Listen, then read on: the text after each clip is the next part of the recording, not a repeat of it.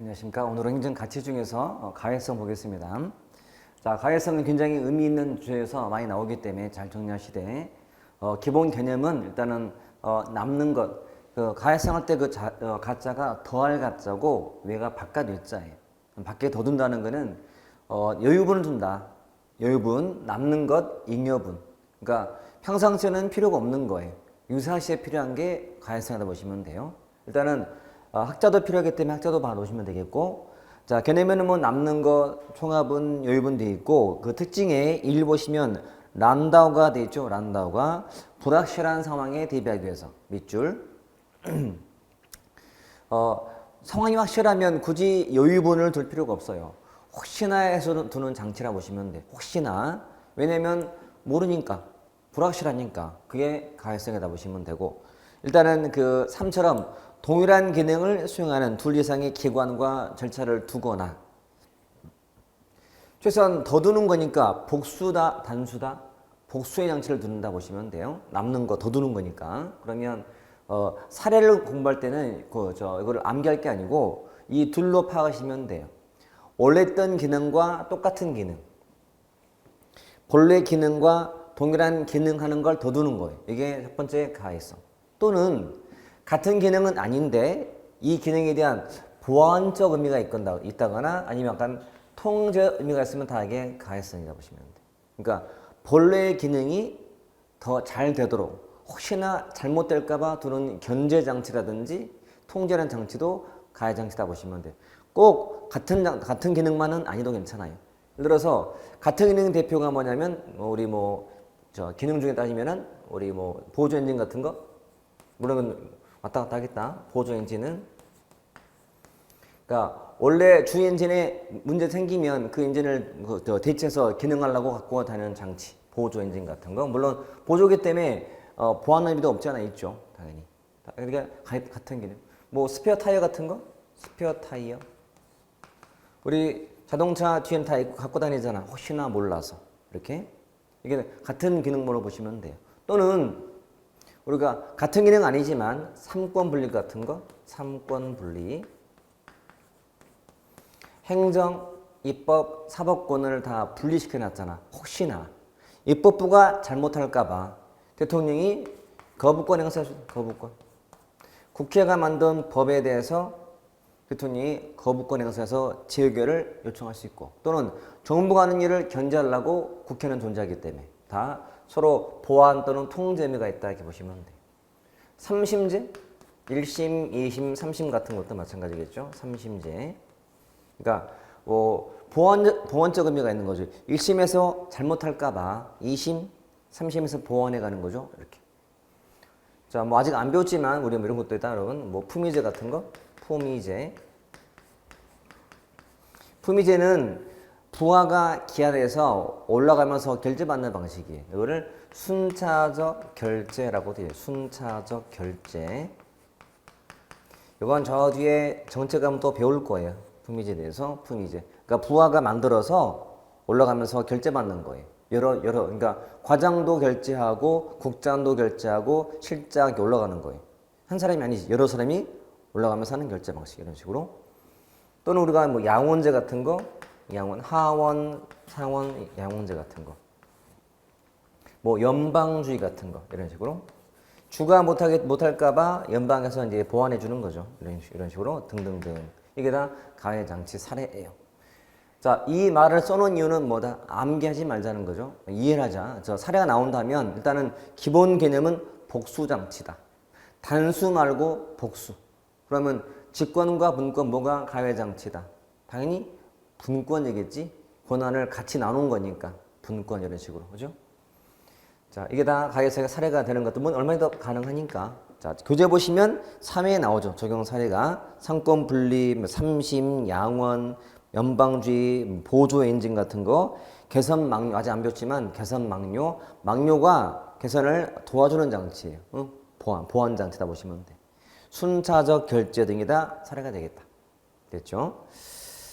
자, 항상 시험은 기본적으로 이렇게 혹시나 몰라서 불확실한 상황에 대비하고자 라운드가 강조했다 이렇게 보시면 되고, 그럼 뭐가 좋고 뭐가 나쁜가? 이제 효용 정도가 나오시겠죠. 효용이 그 전에 앞에 나오는 그 이상의 속성들이 있는데 잘 안 나오지만 야, 뭐 중첩이라는 말 속에다 중첩, 반복, 동등잠재성.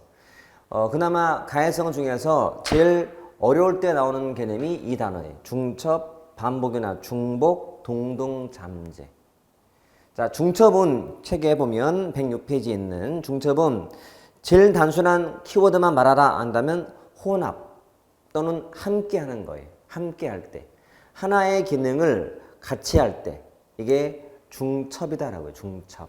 사례가 있지만, 자, 범죄 수사를 하는데 이렇게 검, 경, 그리고 국정원이 같이 하는 거예요. 같이 함께 한다. 뭔가 수사하는데, 간첩 수정하는데, 검찰, 경찰, 국정원이 함께 할 때 이게 중첩이다라고요. 중첩. 반복이나 중복은 밑에 키워드가 뭐냐? 독자적으로 또는 따로 하는 거예요. 따로. 그러니까 검찰이 수사를 따로 독자로 해요. 또 경찰도 따로 하고 국정원도 따로 하는 게 바로 반복 또는 중복이다라고 보시면 돼요. 이해되죠? 같이 하는 게 중첩, 따로 하면은 중복 또는 반복 보시면 돼요. 그리고 동등잠재란 동등은 같다. 잠재력이 같다. 그러니까 대체하는 그 기능이 원래 기능과 똑같다. 그런 뜻이. 그래서 저도 요 세 가지는 뜻이 다름을 아셔야 돼. 그게 포인트니까. 다시 말하지만 제일 어려운 게 이용이. 이해보다도 이 둘을 구분하는 게 포인트다 보시면 돼. 자, 효용은 교재 보시면 자, 신뢰가 더 생기죠. 1심보다는 2심, 3심이 더 신뢰가 생기는 거고 더 안정감이 있죠. 안정감. 그 다음에 적응, 바로 대응을 해. 하나가 잘못되면 바로 대응해줘요. 타이어에 이상 생기면 스페어 타이어가 바로 대응해줘요. 대응성, 적응성, 그 다음에 창의성도 유발되고 창의성. 여러분 같은 기능을 같이 여럿이 하게 되면 창의성이 유발돼요. 여러분 공부할 때도 마찬가지. 공부할 때도 같은 주제를 가지고 서로 토론하다 보면 창의성이 생기게 돼요. 회사에서 맨날 아침마다 회의하는 거예요. 맨날 팀장이 모여서 회의하지. 그럼 팀원들은 뭐 어제 하나 큰 차이가 없는데 왜 또 하나라고 하지만 모르는 거야. 어제 나온 뉴스 기사가 창의성을 유발하게 돼요. 한 사람이 어떤 의견을 내면 딴 사람이 또 거기에 추가해서 의견을 내고 이 추가 의견에서 또 갑자기 뭐 필이 와갖고 또 새로운 의견 나오게 돼요. 자꾸 창의성을 유발하게 돼. 그러니까 중복, 중첩하게 되면 유발돼. 자, 공부 마찬가지. 공부도 같은 내용을 자꾸 반복하다 보면요. 창의성이 유발돼요. 제가 전에 말씀드렸죠? 무조건 새로운 걸 많이 풀기보다는 우리가 하는 걸 반복하자는 말. 반복하면 창의성이 유발되거든. 중복으로 하니까. 중요한 부분이에요, 여러분. 중요한 부분. 그 다음에 정확성 높아지고. 더 정확하죠. 하나보다는 둘이 더 정확하잖아요. 1심보다야 2심, 3심을 거쳐야 더 정확한 판결이 나오는 거니까. 다 이게 가해성의 효용이다. 문제는 뭐냐면 돈이 들어요. 시간과 비용이 들죠. 중복으로 또 하는 거니까. 3심제. 하원, 상원. 시간, 비용이 든다. 비능률, 비경제. 그리고 조직 간 갈등이 생길 수 있다. 삼권 분립처럼. 행정, 입법 서로 이렇게 갈등, 부딪히게 돼. 그죠? 갈등. 그 다음에 저도 가해성은 더 두는 거니까 감축과는 좀 상충 소지가 있죠. 분명히. 그죠? 줄이는 게 감축인데 가해성은 더 두자는 거니까. 그럴 소지가 있다. 이게 가해성의 한계라 보시면 돼요. 정부가 평상시에 여러분 우리 소방 헬기가 항상 필요할까요? 필요 없지. 헬기는 언제 유용해요? 정말 뭐 인명 같은 거 구하관할 때 1년에 가끔 필요해요. 우리 뭐 강원도 맨날 불 나기도 하고 아니면 이제 막 가을 이런 때 막 풀 마르면서 낙엽 같은 거 쌓이면서 불 많이 나. 평상시에 필요 없던 그런 소화 도구들이 참 필요할 때가 와. 그렇죠? 이런 것들 다. 그만큼 균약에 써요. 모든 가치는 여러분 항상 조화되거나 항상 상충은 있어 없어요? 없어. 주로 조화, 주로 상충이. 왜냐면 항상 보완 관계거든요. 자, 평상시에 돈이 많이 든다고 해서 소방헬기를 준비 안 해놨어요. 근데 화재가 나서 중요한 문화재가 타버렸어. 더 큰 손실이 되는 거예요. 그렇죠? 그러니까 오히려 가해 장치를 두는 것이 비용을 더 줄일 수 있는 방법이 될 수 있는 거예요. 그죠? 더 큰 비용이 안 들기 때문에. 그러니까 모든 가치는 주로 상충하지만 조화도 될 수 있다. 그런 결론밖에 안 나와요. 그래서 보통은 가해성과 이 농밀성은 상충 관계이지만 조화도 될 수 있다. 이렇게 보시면 돼. 이게 가해성의 의미다. 자, 그 다음 주제는 합리성인데, 합리성. 역시 중요하죠, 이것도. 자, 우리가 평상시에 늘 쓰는 단어잖아. 합리성, 합리성, 이성에 합치한다는 말.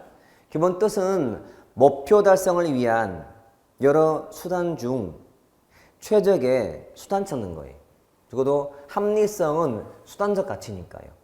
이해되죠? 자, 목표가 있다. 내가 집에 안전하게 집에 가는 게 목표예요. 지금 밖에는 기후가 안 좋아요. 비바람에 막 그 번개 치면서 천둥까지 막 이런 그런 상태예요. 이렇게 막 번개 천둥 치고 하는데 집에 지금 안전하게 가는 게 목표인데 교통수단을 내가 택해야 돼. 뭐로 갈지를. 그러면 가장 안전한 게 뭐예요? 수단으로서는. 버스라든지 지하철 같은 거예요. 그치? 근데 수단 택하기를 내가 자전거를 택했다. 그것도 쇠바퀴를 들고 그 이성을 잃은 거지 뭐. 그쵸? 비합리적인 거예요. 이게 그러니까 뭔가 목표 달성을 위한 여러 수단 중에서 최적의 수단 찾는 것. 이게 합리성이다라고 보시면 돼요. 그냥 쉽게 말하면 이성적이다. 이성에 맞는다. 이성에 합치한다. 근데 이제 책에 보시면 참 어렵게 보일 거예요. 일단 개념을 확인해 볼까요? 어떤 행위가 목표 달성에 최적 수단이 되는가?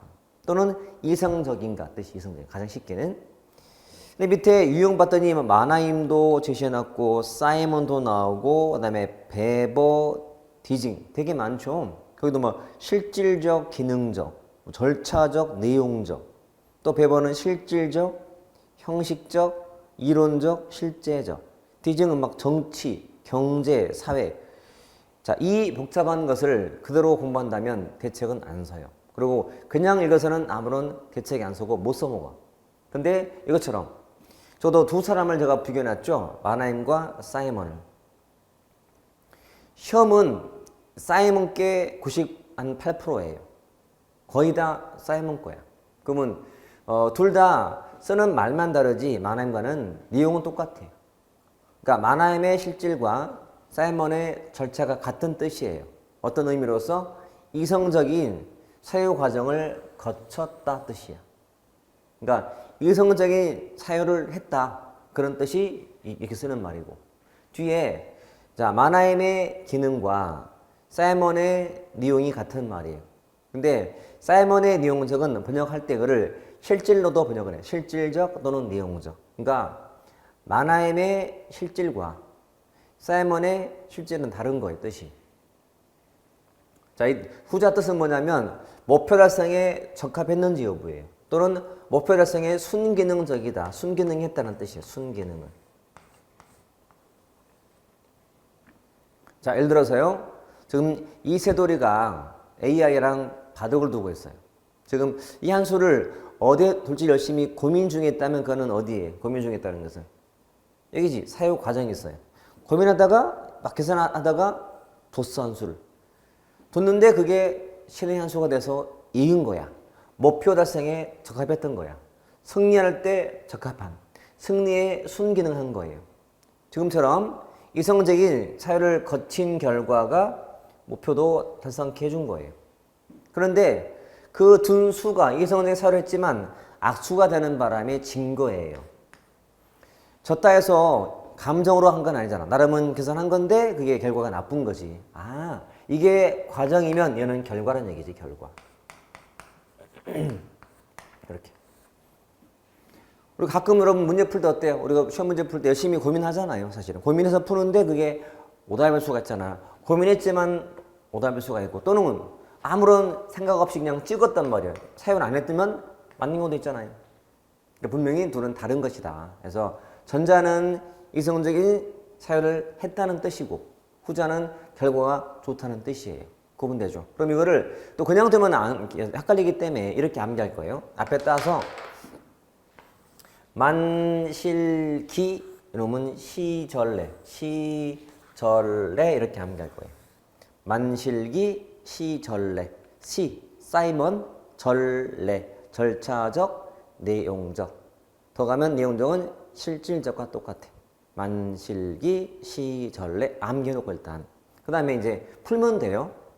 일단 해놓은 다음에 만화보다도 여러분들은 사이먼을 많이 봐야 돼. 자, 이성적인 사를 고쳤다. 절차를 거쳤다. 그 말은 약간 주관적 같아요? 객관적 같아? 주관적이지. 주관적 확률성. 니용상은 주관적. 결과잖아요. 결과. 여러분 좀 객관적인 거지. 이렇게. 이런 내용. 그러니까 알면은 이제 도출이 되는 거니까. 자, 교재 볼 거예요. 만화임. 자, 만실기, 실질적, 기능적. 자, 실질적이란 단어의 설명 내용 중에서요. 키워드를 한번 골라봐. 키워드. 내용 중에서 뭐 충동과 본능이 아니라 뭐 지적 통찰 체크. 지적인 통찰. 머리에서 통찰을 했다. 이성적인 사유를 했다. 그런 뜻이. 기능은 목표의 순기능적이다. 순기능 키워드. 순기능 그렇게. 순기능. 사이먼의 절차는 기억에서 키워드 골라보세요. 뭐가 중요한 단어인지. 의식적인 사유 과정 또는 인지와의 결부. 인지와 결부. 인지와의 결부. 이성적인 이성. 지적 같은 말로 보시면 돼. 그리고 디귿봤더니 결과보다는 과정을 중시하고 주관적이죠. 지금 머릿속에서 생각 중이거든. 내용은 시전래 또는 실질. 기억에서 키워드 뭐? 목표에 적합함. 그리고 디귿. 과정보다 결과. 그리고 객관적. 그렇게. 만실기, 시전래. 특히 시전래 매우 중요하니까. 사이먼을 정확히 알면 된다. 이게 되죠? 자, 다 까먹어도 적어도 사이먼만큼은 꼭 기억하시라. 우측에 배번은 자 내용상은 안 나오고요. 대신 그 목차만 네 가지를 볼 텐데 실질할 때 실 동그라미, 형의 형 동그라미, 이론의 이, 실제할 때 제, 실형이제 이렇게 앞에 따서 실형이제만 알기. 과거에 다음 중 배번과 불리한 합리성 종류가 아닌 거 물어봤어. 그때 필요한 게 실형이제 그렇게 실형이제. 디증은 5가지 정치, 경제, 사회법, 기술인데 마찬가지 부르는 것만 체크해 볼게요. 정치는 정책 결정 구조 밑줄 그리고 가장 비중이 높은 밑줄. 경제는 비용과 편익 밑줄. 3. 사회는 뒤에 통합성 밑줄. 4. 법은 규칙과 선례의 부합 밑줄. 기술은 뒤에 수단 탐색 밑줄. 키워드. 자, 그렇게 일단 파악하시면 돼요. 자, 여러분 공부를 하면서 계속 중요한 것은 공부하는 법을 터득하셔야 길게 볼 때 좋아요. 너무 가까이만 보고 막 무조건 아무 생각도 없이 암기하는 것은 도움이 안 돼. 그리고 지금 불러드린 키워드가 다 나라는 그 단어와 연관되어 있는 거예요. 응? 정치가 뭐냐? 응? 결정구조의 문제고 그 다음에 가장 비중을 높게 쳤던 경제니까 제일 쉬워. 비용 문제. 그래서 좀만 보면 금방 도출이 돼요. 근데 이제 뭔지 몰라서 이제 쌤이 힘드니까 제가 제시해 준 거지. 그리고 지금은 기준게임 자주 나오는 건 아니에요. 여전히 중요한 것은 사이먼, 시전래, 절차적, 내용적. 제가 수업 시간에 강조하는 것들은 거의 나오는 것들이에요, 여러분. 그러니까 우리가 시간이 정말 많다면요. 정말 자세히 다 설명드리면서 예에 들어가면서 기출문제 풀어가면서 할 텐데 그럴 여유가 많지는 않아요. 그래서 불가피하게 우리는 지금 정말 나한테 좋은 시간이 이만큼이니 이것만큼이라도 확실하게 풀 수 있게 하자 이거지. 그래서 정말 공통되게 중요한 사항을 위주로 하고 있어요. 먼저 제가 봐서 여유가 많다면 더 추가 설명 드릴 거지만 지금까지는 이 정도가 보통 간다 보시면 돼요. 앞으로도. 자, 이게 한번 합리성의 내용이었다. 자, 그 다음은 책임성인데 넘겨서 책임성은 자, 크게는 제도하고 자율로 구분해요. 자, 제도적 책임, 자율적 책임성에서. 자, 이것도 별로 어려운 거 없어 보여. 그렇죠? 단어만 하려고 하면 되거든, 단어만. 여러분, 제도. 앞으로 공부하는 과정에 제도가 보이면 거의 다 내용상은 법적인 거예요. 법적인 책임, 이렇게. 여러분, 자율적인 책임. 느낌상. 어디가 주관적? 주관적. 이놈은 객관적. 그렇죠? 어디가 좀 능동적 같아? 능동적. 이놈은 수동적. 이렇게. 어떤 게 좀 공식 느낌이 드나? 공식. 이놈은 좀 비공식적이죠. 자율, 능동, 내 마음속에 지는 책임 이런 거니까. 어떤 게 제재가 있어 보여? 제재가 있어. 제재가 없어. 이렇게. 문책자가 밖에 있는 게 뭐?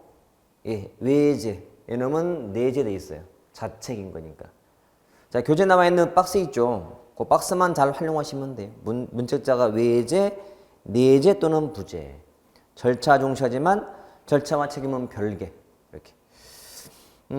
절차라는 것은 나름은 이제 과정적이니까 이거는 그 법과도 비슷한 거라서 법은 곧 절차다 보시면 돼요. 법은 절차다. 절차. 이쪽은 내가 법을 지켰다 하더라도 책임은 별개예요.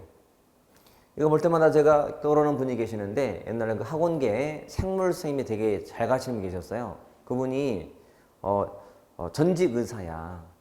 그러면 왜 의사인 분이 학원에서 강의하고 있냐 하면 나름은 이제 회사 병원 매뉴얼대로 수소 매뉴얼 다 따라서 잘했어. 근데 의도랑 관계없이 환자가 잘못됐어. 그래서 자책을 하는 거야. 그러니까 나한테 책임을 지는 거예요. 그래서 의사를 그만두고 잠깐 학원계 나와서 강의 중이야. 그러니까 공식 절차 준수와 책임은 별개로 보는 대표적인 사례가 될 수가 있죠. 그죠? 공식이지만 아니고 객관이지만 아니고 제재가 있지만 없으며 수동 대 능동. 금방 비교되죠? 요거. 은근히 자주 언급된다 여러분. 제도란 말과 자율. 이것만 잘 활용해 보자. 그러면 단어로 다 풀릴 거니까. 됐죠? 자, 여기까지가 주된 그 내용들이고 사실 나머지는 큰 의미는 없는데요. 나머지 참고만 하시면 될 것 같아요. 그리고 항상 부정한 부분들은 뭘 하면 된다. 그렇지. 문제로 보충하자. 그래서 항상 옆에 놓고 같이 보고 있죠. 자, 더 미루면 안 돼요. 자, 이쯤 벌써 10번째 강의인데 여러분 딱 준비가 될 게 뭐 기본서 옆에 단원별 기출문제가 꼭 있어야 돼요. 너무 두껍지 않는 제 기출 테마가 있어요. 단원별 기출 테마가 있기 때문에 같이 보시면 되게 좋아요. 그 속에 이제 여기 없는 문제가 한두 개 들어있어요. 풀면서 아 그렇구나라고 보충이 되면 돼요. 그거는 나올까 말까 하는 문제이기 때문에 사실은 안 봐도 큰 문제가 없지만 그래도 있는 문제만큼은 보자 이거지. 그게 제일 기본이기 때문에 여러분. 제가 이제 이번 주 정도는 계속 모든 수업들을 종강을 하면서 제가 공통되게 당부드린 게 뭐냐면 기본 이론이 적당히 숙지가 됐어요. 적당히 100% 말고 적당히 이론을 100% 다 한 다음에 문제 풀 수 없는 거예요. 한 70%대만 되면 문제 풀어야 돼. 그 나머지를 문제 풀면서 보충되는 게 제일 빨라요. 물론 이론 다 한 다음에 문제 풀면 좋지. 하지만 시간이 많이 걸리기 때문에 시간도 없고 하는 거라서 일단은 이론을 공부하되 한 7, 80 정도가 됐으면 바로 문제를 접하자. 접하면서 부정원본을 채워가면 돼. 그리고 문제를 풀면 더 잘 이해가 되거든. 그래서 기출이 되기 전까지는 다른 것을 절대 탐하지 말자. 기출 문제도 안 된 사람이 새로운 문제를 하겠다? 그건 말이 안 돼요. 왜냐면 힘만 들어요. 그리고 기출 문제가 잘 됐다면 한 80에서 85점은 바탕이 되거든. 제가 자신 있게 쉽게 90을 외치는 이유는 이렇게 기출 문제를 본다는 전제 여러분. 그러니까 그거를 해놓으면 돼. 그러니까 반복하세요. 같은 문제를 또 반복하고 하시면 몇 것이 돼. 창의성이 유발되기 때문에 나중에는 문제 푸는 스킬도 아마 길러져 있을 거예요. 그런 식으로 접근하시면 되게 공부가 편하기 때문에 전 과목 마찬가지. 전 과목을 항상 지금 진행되는 문제 그다음에 옆에 이론 같이 보시면 분명히 도움이 많이 된다. 꼭 명심하시고 진행하셔야 돼요. 자, 예제 풀어볼까 한번? 자, 112페이지의 예제 6번. 행정 가치 설명으로 옳지 않은 것은 자, 사회적 효율 또는 사회적 능률 같은 말이죠. 금전적 효율 또는 기계적 효율 다 비슷한 말인데 같은 말을 알아야 돼요. 그러니까 사회적 효율성은 쉽게는 기계적 효율성을 비판하면서 제기가 된 거예요. 뒤에 나왔기 때문에 맞는 말이고 사이먼 나왔다. 사이먼 시전례 절차적은 목표에 비추어 적합한 행동이 선택되는 정도인가? 아니잖아요. 뭐야? 자, 사이먼이 말한 절차란 이성적 사유 과정에서 틀렸잖아요. 또는 뭐 인지와의 결부요, 이성적인 사유요 말하기 때문에 다 금방 파악이 돼요. 답이고, 효과성은 목표 달성 도구, 강조했던 이론은 발전 행정론이고, 그리고 신형이고, 신형, 신행정론, 형평성, 신형 자동으로 나오죠. 7번, 다양한 행정 가치 옳지 않은 것은 1. 대응성과 유사한 말이 민주성이야. 참여, 공개, 책임, 다수, 대응성. 시민의 이익을 반영해야죠. 항상 주인이 국민이기 때문에. 그리고 그에 반응하는 행정하자는 것 맞죠. 대응성. 대응의 대상은 누구다? 국민이다. 다음에 2번도 민주성이란 국민의 의사를 존중하고 수렴하는 책임행정의 구현. 이게 대외적 민주고요. 조직 내부 관리상 민주화. 이게 내부 민주잖아요. 맞는 말이죠. 3. 가해성 장치에는 법원의 3심제도 맞죠. 권력 분립도 맞죠. 근데 만장일치나 계층제는 관계없잖아요. 만장일치. 경우수가 하나밖에 없어요. 100명이 다 일치하는 것은 딱 하나밖에 없기 때문에. 그 다음에 계층제도. 여러분 계층제가 우리가 아는 관료제이기 때문에 가장 기본 뜻은 집권. 그냥 단순하게 보세요. 앞으로 관료제는 계층제 또는 계층구조요. 기본 특징은 집권. 그렇게 집권. 분권이 가해장치니까 집권은 될 수가 없는 거잖아요. 답이죠. 4. 사회자본, 즉 신뢰는 인적 자본 및 물적 자본과는 구분되는 무형적 자본으로 사회적 관계 속에서 존재한다. 맞잖아요. 그죠? 시험에 나오면 이렇게 복합으로 나오거나 아니면 단독 시험은 앞에 배웠던 뭐 공익, 공익 또는 정의 등이 나올 거예요. 그러니까 무조건 다 해놓으셔야 돼. 처음에 얘기했듯이 행정의 가치라는 주제가 워낙 중요하니 무조건 나오지만 하나가 깊이 나올지 아니면 한 문제에 여러 개 낼지는 출제하는 사람 마음이다. 하지만 나온다. 많이 볼 필요가 있다. 제가 한참 이제 과거에 막 자료 줄 때는 행정 가치에 관련된 그동안 나왔던 모든 문제를 다 준 적이 있었어요. 그랬더니 기출문제가 100몇십 개야. 엄청 많죠. 그러니까 우리 지금 앞에 예제 포함해서 7개 풀어봤지만 실제로는 거의 100몇십 개야. 그러면 풀다 보면 어떻겠어요, 여러분? 반복되면서 새롭게 나오더라도 풀게 더 하니까 나중에는 정리가 쫙 되거든. 이게 문제가 필요한 거예요, 여러분. 필요한 이유고. 그러니까 이론을 공부했다면 문제 풀어서 확인해 봐야 돼. 아, 이렇게 풀리는구나. 이게 나오는구나를 확인되어야 그 다음이 집중이 잘 되거든. 자, 그 다음 챕터가 굉장히 기원과 발달 과정인데요. 자, 일단은 크게는 성립과 학문의 성격이고, 첫 번째가 굉장히 기원과 발달 과정인데, 시험에서 나오는 빈도는 굉장히 낮기 때문에 크게는 중요치 않은 단원이긴 해요. 하지만 나온다면 먼저 머릿속에 기억할 것이 뭐냐? 독일 행정학 그리고 미국 행정학이에요. 행정학의 성립 또는 기원 그러면 독일, 미국만 알면 돼. 독일은 기원이고 그다음에 미국은 그 다음에 이어받은 현대 행정학의 본류 또는 주류가 미국 행정학이거든. 그래서 독일과 미국을 떠올린 상태에서 독일은 이 틀을 좀 잘 봐놓자. 자, 독일은 관방학이 시발점이 돼서 시초가 돼서 나중에 도입되게 돼, 행정학은. 그럼 이게 흐름을 기억하되 일단은 관방학, 경찰학, 행정법학, 행정학. 독일 행정학은 블랭크가 뭐를 거쳐 성립되었다. 블랭크에 들어갈 말은 관방학이 뭐를 거쳐서 경찰학과 행정법학을 거쳐서 성립했다. 이렇게 흐름. 행정학이 관방학이 시초였고 그 다음에 경찰학과 행정법을 거쳐서 들어왔구나. 이만큼을 일단 넣어놓자. 그 상태에서 자, 단어가 좀 낯설긴 하지만 관방학이라는 것은 원래 뜻이 관리들한테 통치에 필요한 기술을 가르치는 학문이었어요. 군주가 있는데 군주가 부하나 신하를 부려먹어야 돼. 그래야 통치할 수 있기 때문에. 그러면 부하가 뭘 알아야 부릴 거 아니야. 야, 네가 군사를 맡아. 너는 재정을 맡아. 너는 농사를 맡아. 근데 내가 모르는 거야.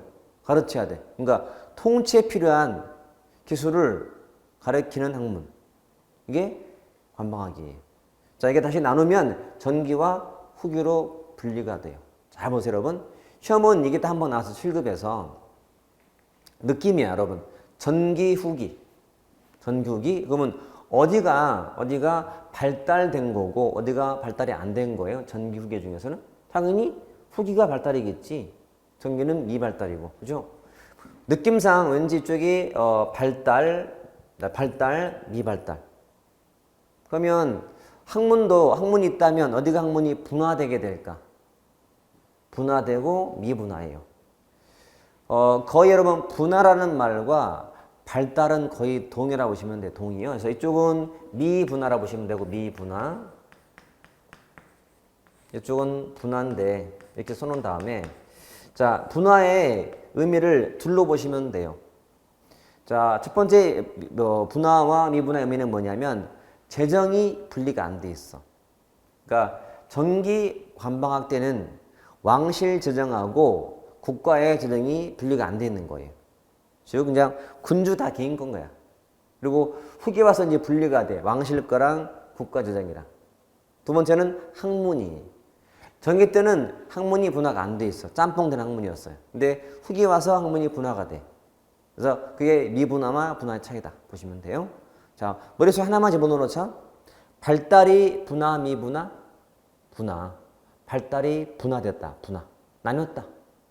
옛날 야구 초창기 때는 역할이 분화가 정확히 안 돼서 선발 투수가 중간에 나오기도 하고 또는 마무리 나오기도 했었어요. 근데 현대 올수록 점점 발달할수록 역할이 명확해진 거예요. 아무리 급해도 마무리는 그냥 마무리만 쓰는 거야. 그렇지? 중간만 쓰고 이렇게 분화됐기 때문에 역할이. 발달의 증거로 보시면 돼요. 그렇죠? 우리 옛날에 그냥 의사가 다 했지만 지금은 의사도 나뉘잖아요. 내과, 외과 또 내과도 더 들어가면 뭐 위 다 나뉘잖아요. 분야별로. 발달한 증거다 보시면 돼요. 이렇게 전기, 후기. 저는 지금 전기와 후기의 기본 어감을 지금 전달 중이에요. 그럼 또 한 가지는 전기, 후기. 어디가 신학의 바탕을 두었고 어디가 계몽주의의 바탕을 뒀을까? 어디가 신학 같아요? 전기.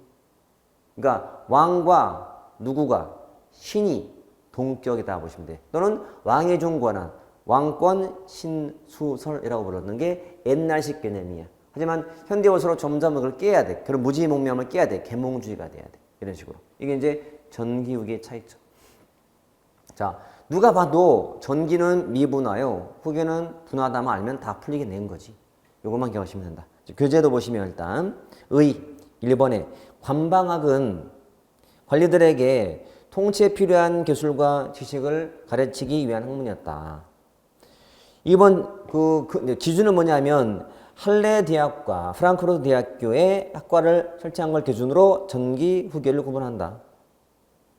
자, 대학교에 관방학과를 설치하기 전후로 전기, 후기다. 이렇게 보시면 되고. 자, 전기는 신학, 그다음에 후기는 자연법이나 계몽주의의 기초를 두고 있다. 그리고 전기에는 재정을 구분 안 했으며 기능도 미분화였다. 하지만 후기 와서 재정을 구분하게 되고 학문도 분리하게 되었다. 그걸 정리한 게 밑에 박스고, 박스. 자, 거기에 나와 있는 학자들, 모세, 세켄도르프, 유스티 굳이 할 필요가 없다. 안 봐도 돼. 혹시 뭐 나면 어떡합니까? 안 나와요. 나온다 해도 그게 답이 아니야. 다음 나오면 그건 틀리란 얘기야. 어쩔 수 없는 거야. 그는 안 나오지만 나온다 하더라도 이렇게. 이게 독일 행성학. 여러분 독일 그러면 주로 무슨 학문으로 유명하죠? 독일 그러면 유명한 학문이 철학이나 법학이잖아요. 넘겨볼래요? 자, 그래서 발달해갔지만 이렇게 관방학이 경찰학, 행정법학, 행정학 발달하다가 슈타인 다음부터는 그 박스에 슈타인 이외의 독일 행정학에 동그라미 1번에 20세기 전반까지는 행정법학이 행정과학의 헤게모니를 장악했다. 헤게모니란 지배력 정도로 이해하면 돼. 지배했다. 지배력을 갖게 되었다. 그래서 독일은 행정학과라는 것이 행정법학과의 작은 과로 들어간 거예요. 법학 중심 나라이기 때문에. 그리고 이러한 법학 중심으로 발달하는 사이에 미국이 쑥 들어오게 돼. 그래서 미국의 인자학이 언제 성립했다 했죠? 19세기 말 때.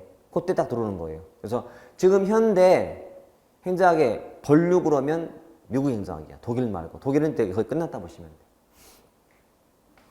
자, 참고에 프랑스나 영국은 잘 안 나오지만 체크 하나만 할게요. 프랑스는 일본의 경찰학의 토대를 두고 법학적인 접근을 중심으로 발달했다. 체크.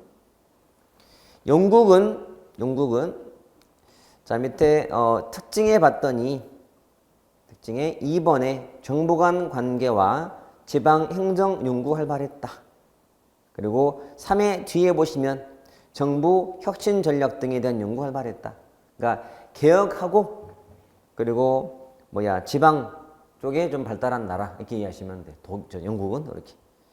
어차피 시험에 나오면 거의 다 미국 아니면 독일이지만 영국이나 프랑스가 나온다 하더라도 그 지문 정도만 알면 충분하게 되니까 그거만 하시면 된다. 됐죠? 이게 독일 연상이다. 독일은 큰 발달했다 못하고 끝났다 보시면 돼요. 그 이어받는 게 미국이다.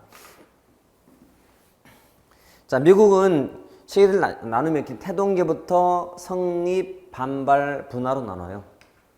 자, 태동기, 성립기, 반발기, 분화기인데 우리가 다 몰라도 미국 행정학은 성립을 언제 했다? 19세기 말. 누가 쓴 논문? 윌슨이 쓴 논문. 제목이 행정의 연구. 자, 엄밀히 말하면 이게 몇 년도? 1887년도 19세기 말. 이때 성립한 거예요. 자, 윌슨은 중요한 인물이었죠. 행정의 연구. 이 논문의 주된 내용이 뭐였다? 객관주의 극복하자는 정치행정 이원론이었어요. 이거 하면 돼. 됐죠? 자, 그러면 선입기 이전이라는 것은 뭐냐면 이제 미국이 이제 독립을 해서 발달하는 과정에 학문의 성립 전에 있었던 여러 가지 사상이 있어요. 사상이. 그 사상적 배경은 시험에 종종 나오거든. 태동기. 그러니까 뭔가 만들어지고 움직이는 중에 있는 여러 가지 사상 중에서 자, 해밀턴주의가 뭔지, 제퍼슨주의가 뭔지, 메디슨, 잭슨, 윌슨주의 등이 나와요. 자, 이 사상적 배경은 5급, 7급, 9급 불문하고 항상 시험에 나와. 제가 늘 강조해왔던 거야. 제가 또 강조하지만 시험에 나오니까 듬뿍 치듯이 강의하는 게 아니고 제가 하는 게 나오더라고. 그러니까 아마 이거 올해 같은 시험에 나왔을 거예요. 근데 이거를 그냥 해밀턴주의는 연방주의요, 중앙집권이요, 제퍼슨은 자유요 이러면 까먹어요. 많아서 헷갈리고. 근데 이러면 안 까먹어요. 봐요. 해밀턴은 국무장관이었는데 중앙 집권을 강조한 사람. 연방주의니까 뭘 중시하는 사람이에요? 연방. 주 말고 연방이니까 집권 느낌이 들죠. 이렇게 기억할게요. 밀집. 해밀턴 해밀턴 집권, 밀집, 연방주의 됐지. 두 번째, 제퍼슨. 자, 퍼져있다 지방으로, 지방 분권, 자유주의자. 최소가 최선이다 라고 말하는 사람이 제퍼슨이야. 우리 앞에 했던 자유방림 국가 때, 즉 입법국가, 소국국가, 야경국가, 최소가 최선, 그때 바로 제퍼슨이란 말이야. 자유주의. 자유를 중시해. 그러니까 정부의 개입은 별로 원치 않아. 그냥 최대한 방림해라. 자유방림해라. 자유방림, 자유국권. 이거 분권이야. 지방으로 주어라. 정부는 가만히 있고. 퍼져있다. 어디로? 지방으로. 자, 그럼 메디슨이 뭐지? 메디슨이 영어로 번역하면 약. 약은 남용하면 돼, 안 돼? 안 돼. 약은 균형 있게. 누가 남용한다면 견제해주고, 견제와 균형이야. 약은 균형이다. 약은 견제한다. 이렇게 보시면 돼. 견제다. 견제 균형. 이렇게 됐지? 메디슨주의. 자, 셋만 잘 보아놔도 답은 웬만큼 걸리게 돼 있다. 그리고 잭슨, 중요한 사람이야. 뒤에 나오겠지만 잭슨이 역관주의를 도입한 대통령이야. 잭슨 민주주의야. 잭슨 민주주의. 잭슨 민주. 윌슨은 능률. 항상 윌슨은 능률을 중시한 사람이었다. 초기. 자, 미국 초기에 행정학에서 중시했던 가치는 뭐다? 능률. 성립기 때는 능률. 기억하세요? 자, 고전적 행정학 시기에 중시했던 가치는 뭐다? 능률. 고전기, 전통적, 성립기, 19세기 말, 윌슨, 능률. 요건주의 폐해를 주장한 사람이니까 윌슨은 잭슨이 도입했던 요건주의 폐해를 지적하면서 행정의 능률성을 주장한 대통령이었던 거지. 윌슨. 능률 이렇게. 응? 잭슨, 윌슨 이렇게 늘 비교하시면 돼요. 반복을 많이 놓자. 워낙 중요해서 많이 나오고 마찬가지 뒤에 인사가 또 나올 거야. 잭슨 민주주의. 자, 잭슨이 뭐 도입했다고? 여권주의 도입한 대통령? 여권주의 이렇게 보시면 돼요. 사상적 배경. 자, 이게 19세기 말이면 자, 반발기라는 것은 공황 시점으로. 공황 그러면 대충 몇 년 될까? 이게 1930년대로 보시면 돼요. 자, 중요한 의미가 하나 있다. 경제 대공황은 뭘 가져오게 될까요? 그렇죠. 시장 실패를 가져오게 돼. 그럼 시장 실패했다면 정부의 개입이 필요해 안 필요해? 필요하죠. 정부의 개입이 필요하게 돼요. 그러니까 굉장히 정책 결정도 해야 돼. 정책정 이론론. 시장이 잘 돌아가면 굳이 정부는 개입할 필요가 없지만 시장이 문제가 터지면 개입하는 거예요. 그 문제가 대표가 대공황이니까. 그러면 미국은 공황 이전까지는 정책적 무슨 관계? 2원로. 공황부터가 정책적 1원로. 중요한 기준이야. 다른 것보다도 두 가지 시기는 기억하자. 19세기 말이라는 시기. 그게 무슨 시기? 성립기. 이때 중시했던 가치는 능률. 그다음에 윌슨의 그 논문의 주된 포인트가 정책적 불리하자. 요건제 폐해 때문에. 그리고 경제 대공황을 기점으로 이제는 불리할 수가 없어요. 행정도 역할을 해야 되는 상황이 된 거야. 시장이 실패했으니까. 이렇게. 됐죠? 반발기. 이 분화기는 그 다음 시기인데 그 의미가 없어요. 그러니까 적어도 자, 성립기를 기준으로 봤을 때 전과 후만 비교하시면 돼. 성립은 19세기 말 때. 저는 태동기인데 사상적인 배경이 쭉 나와. 사상들이. 반발. 자, 책 봤더니 자, 태동기 과정. 제퍼슨 잭슨 철학에서 초기에 사상할 때 보통 미국을 JJ주의라고 해요. JJ. 제퍼슨 잭슨주의야. 제퍼슨 잭슨. 제퍼슨 JJ 자유민주. 응? 제퍼슨 잭슨 자유민주주의. 그리고 진보주의, 즉 개혁운동이야. 자, 진보와 보수 비교해봤죠. 어디가 개혁이었나요? 진보가 변화를 원하기 때문에. 자, 과학적 관리운동이 민간에서 행해진 합리화 운동인데 그게 행정학에 영향을 주게 돼요. 오늘 막 배우게 될까 그 말은. 윌슨 나오죠. 윌슨. 정책적 이원론 주장했던. 2번 사상적 배경. 해밀턴 밀집 중앙집권 연방주의. 제퍼슨 퍼져있고 지방분권 자유주의. 메디슨 약 견제균형 다원주의. 잭슨 민주. 윌슨은 능률. 끝났네. 자, 선입기는 고전기 때인데 19세기 말 때고. 자, 넘겨봤더니 윌슨이 나와. 윌슨, 화이트, 윌러비. 앞에 했던 정치와 행정에 나왔던 인물 저서 다 언급했던 거죠. 그 다음에 전통 행정에 대한 반발기가 공황부터였어요. 그래서 공황 이후에 행정국가 등장하면서 행정부가 주도하는 국가잖아요. 정책적 1원로. 공황 다음이기 때문에 시장 실패했기 때문에 그거 하면 되고. 그리고 이제 분화 다원행은 그 다음 시기인데 따로 할 건 없다. 어차피 뒤에서 배울 거랑 겹치게 돼요.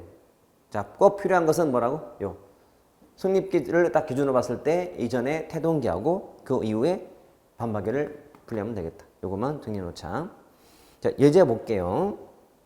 1번 행정학 발달 과정 설명으로 옳지 않은 것은 미국의 사상적 배경 중 제퍼슨주의는 자유주의랑 관련된다. 제퍼슨 퍼져 있죠. 지방분권 자유주의 맞네.